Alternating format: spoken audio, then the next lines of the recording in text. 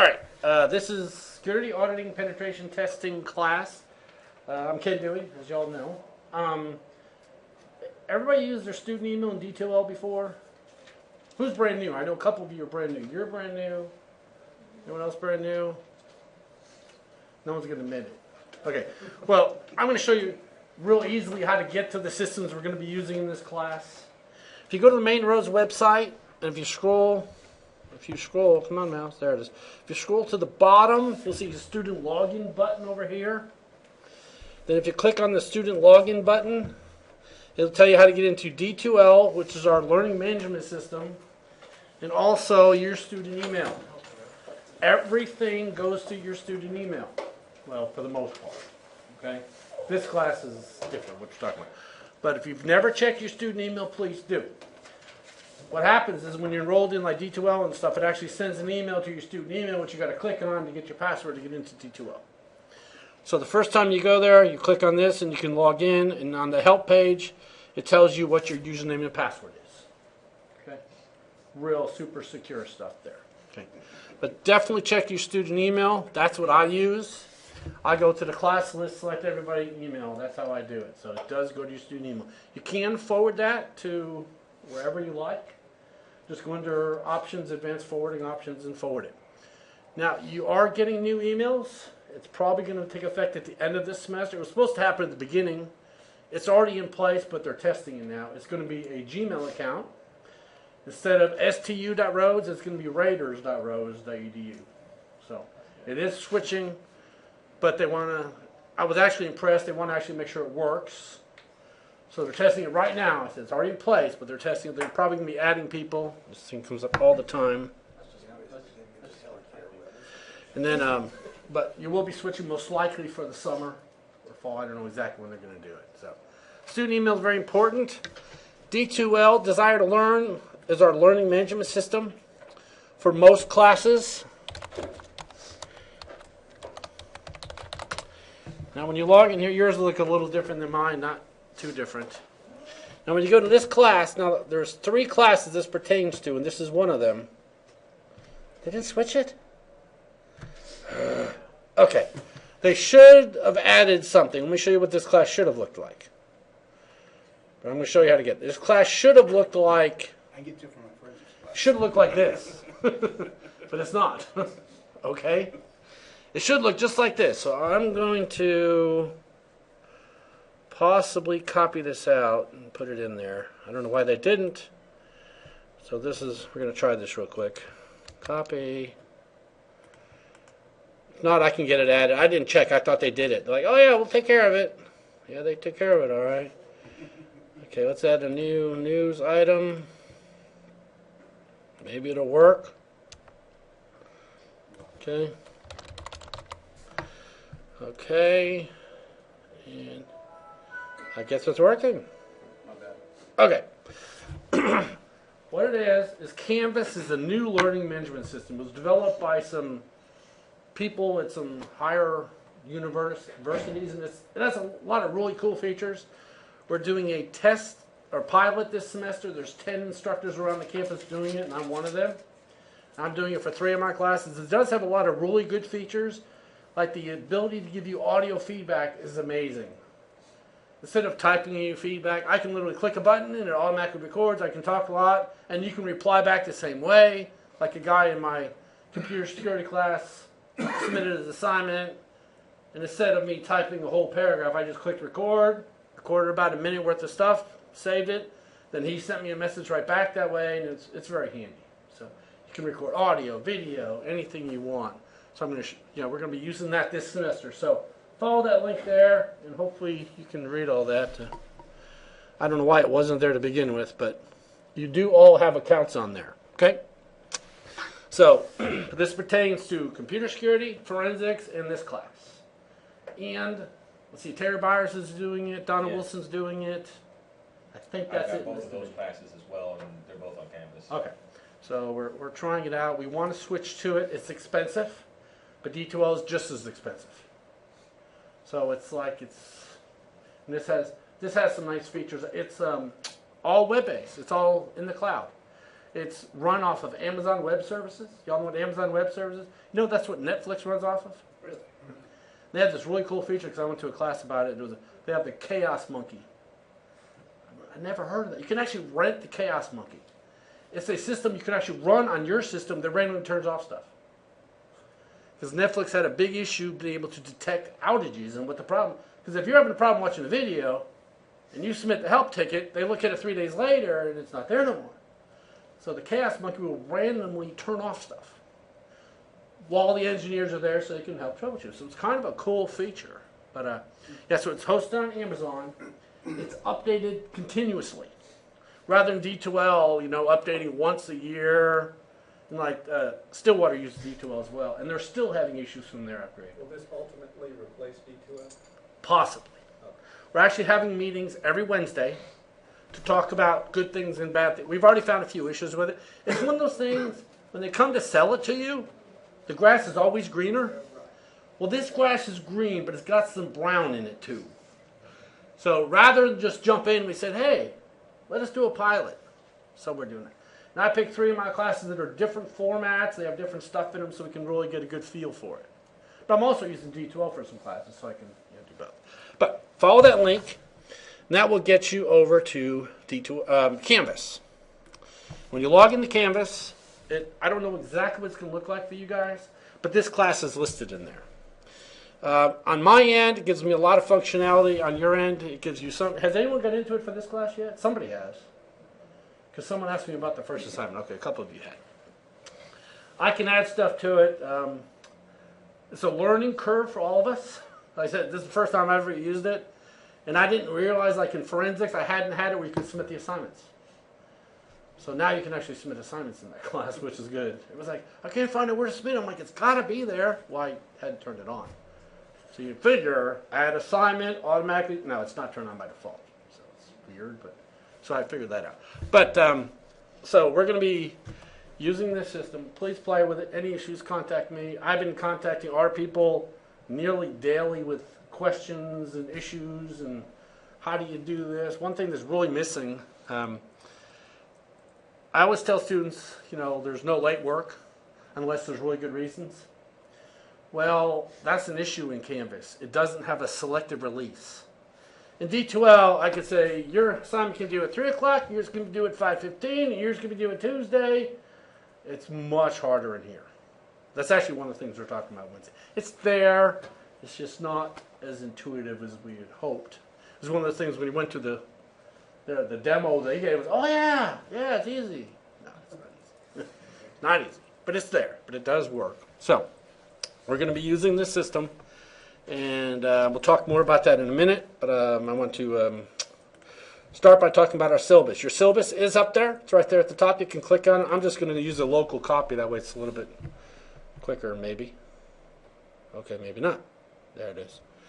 All right. I'm not sure if I like this PDF architect yet. All right. So this is security auditing penetration testing. Originally the class was called penetration testing, but people had an issue with the name. So it's been changed. So it's, no big deal. All right. I am Ken D. I'm pretty sure everybody knows me or spoke to me at one point or another. Okay. My office is literally right around the corner, which is very handy for me. My office hours are now posted. I get here every day, Monday through Thursday at 7 a.m. Monday and Wednesday I go home at 4. Tuesday, Thursday I'm here till 7. Ends up being about 42 hours. I work some Fridays, some not. So tomorrow I probably won't be here much. I might be here a little, just not all that much. All right, there's my phone numbers on there and all that. Course information, you really don't need the book. It will be helpful somewhat. Now I'm going to give you the slides, but there are going to be some assignments that are based on the information in the text. Especially in this area, talking about TCP/IP in real depth, it might be beneficial to you. Now, something that changed this semester, we had a training session before the semester starts. Last Thursday and Friday, we all faculty get together, we go to these meetings, go to these training sessions. And I've been here going on 14 years now. And this year was probably the best speaker they've had in 14 years.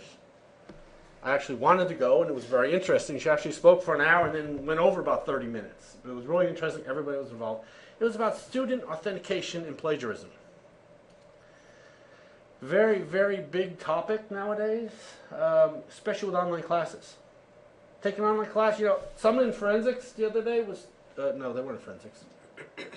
No, a student came in, and I asked him, was he enrolled in forensics? He goes, no, I took it last semester. I'm like, I've never, ever met you. He's like, oh, I've been doing it all online. I don't know the guy from Adam. So, but the talk was really interesting, and she talked about a study they did at UT, I guess that's University of Texas, where all the people in the study, 100% of the people in the study, of instructors and everything, said that they believed one, you know, to one aspect or another, everybody cheats. So 100% of the people cheat. And you know, I'm not saying y'all are cheats, okay?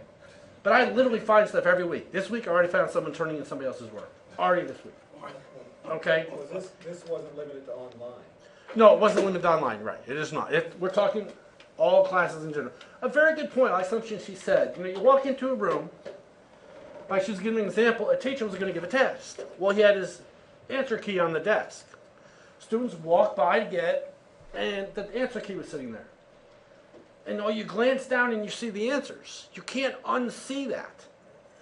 You can't say, oh, I didn't realize question 1 was an A. You know, so it's not that you meant to cheat, but plagiarism is such an issue. She actually gave us an example. One school she was talking about, well, she was having students come into college for their first year, and they were writing these really, really good essays for her class. I think it was an English class or something. But she found out the high school, in their senior year, was assigning them an essay. They worked the entire year on this essay. That was their class project. So that they could submit that essay in college as their first essay. She's like, that's plagiarism. And I know it is that they wrote it themselves. But they've already submitted it. If you submit work, that's it, it's done. You need to quote yourself, which you can do. Self-plagiarism is submitting the same thing twice. Now, you can very easily say, Ken Dewey said this yesterday, which is totally fine. But you got to quote Ken Dewey saying it yesterday. But there's a lot of stuff people don't realize when it comes to plagiarism. You know, in my online Java classes, I've had people who take those multiple times. And so many times, they'll submit the same project. I give them a 0. Like, but that's my work. I says, no, it's your work last semester. It's not your work this semester. It's just tough. But it was a very valuable lecture. All the stuff she went over. How people cheat in different ways they cheat. And she said one thing they started doing is every class of theirs requires a proctored exam. Okay? Like in forensics, I told my students, every exam is open notes, open book, open internet, open whatever, but I need to know you're doing it. At least one exam in my online classes. So I'm doing the same for this class. At least one of the exams is going to be proctored. You can get it proctored here at Rose State for free. You can go to the testing center, you can come see me, you can do whatever. We're just verifying that it's really you. In my online Java classes, I have students who ace everything in an 8-week semester. Ace everything. Then take the final and get a 30. How was that even possible? If you're getting hundreds on everything, then I ask you to write hello world, and you can't write hello world. What's that telling me? Did you do the work? No. Happens. In my online Java class, this is for another school, their finals were 50% of the grade. Because there's such a great amount of cheating. Again, I'm not saying y'all are going to cheat. It's just, yeah, we had a student, was it last semester? Or semester before? I think it was semester before. Went on Craigslist, hired someone to answer the forensics project. They hired Roy. His name was Oscar Higley. And we gave him the answer. We sold him the answer. And then they got a 0 on it. And they weren't too thrilled. Easiest $40 That we never did get, actually. Yeah, that's true. We had to have it paid to different persons so the name was linked. We never did get the $40, but...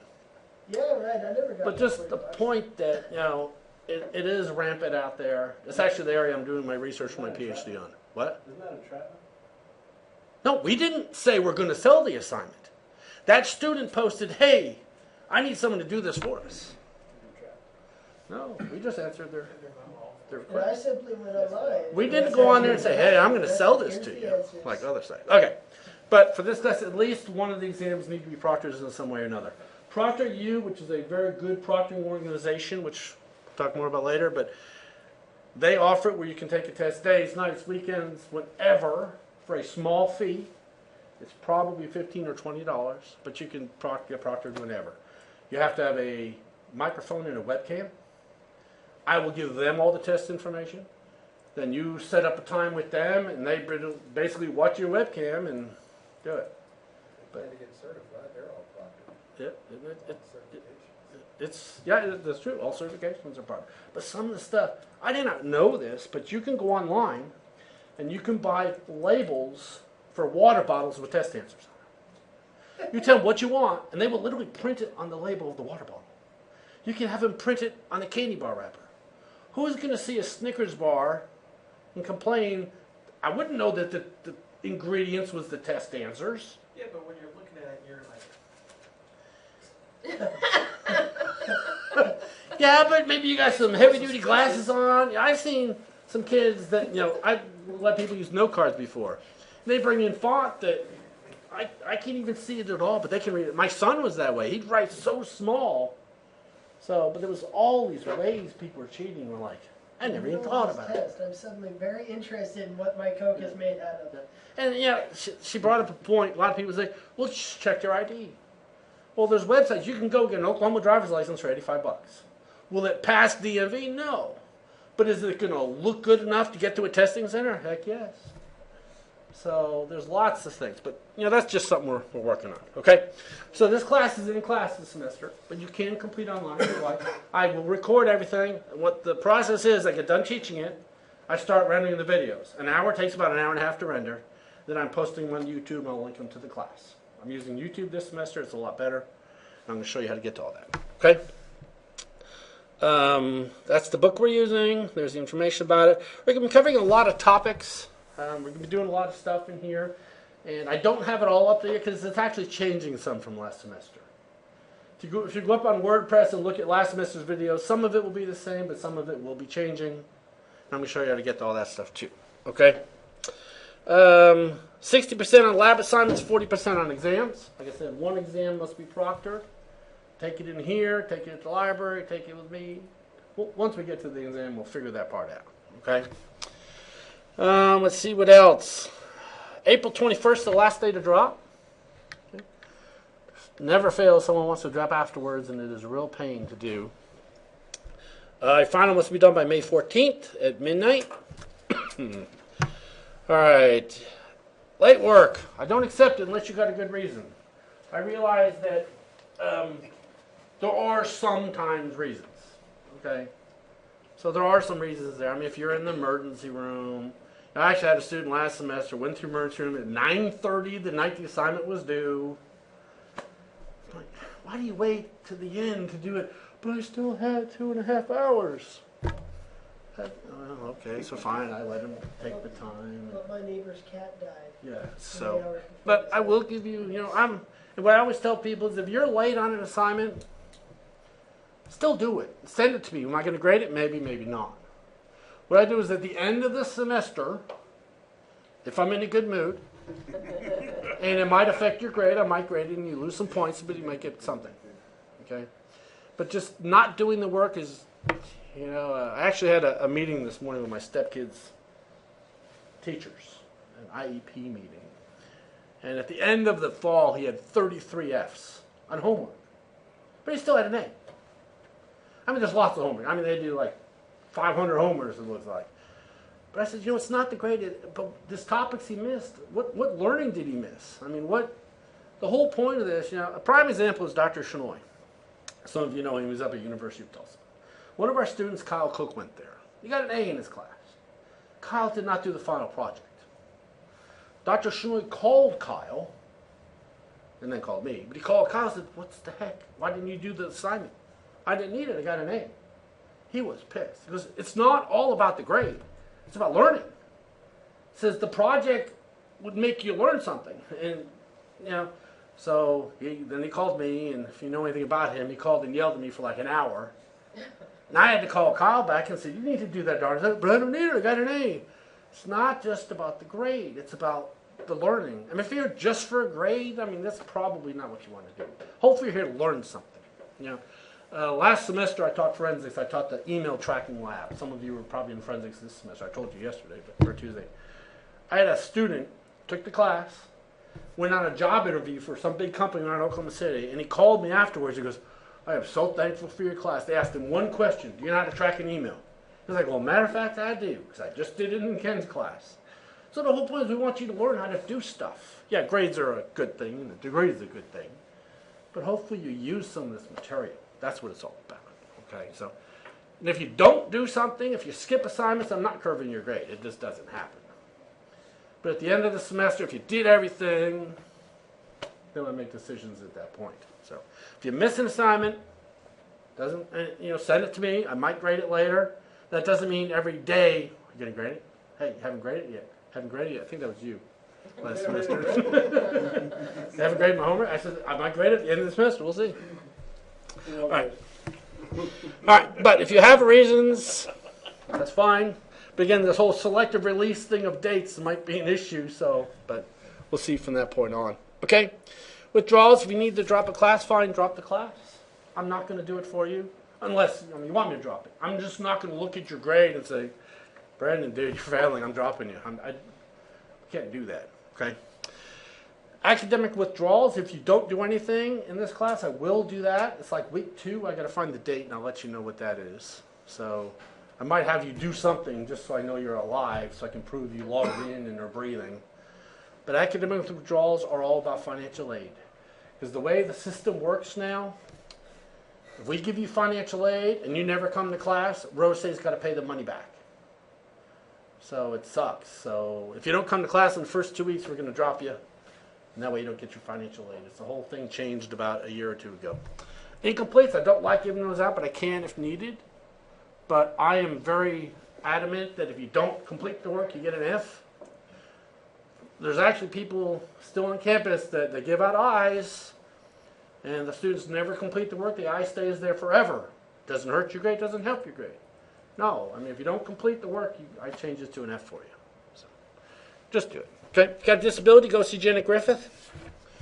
There's her information there. I already got someone who brought me the paperwork yesterday. It's not retroactive. What that means, if you got a disability, go see her.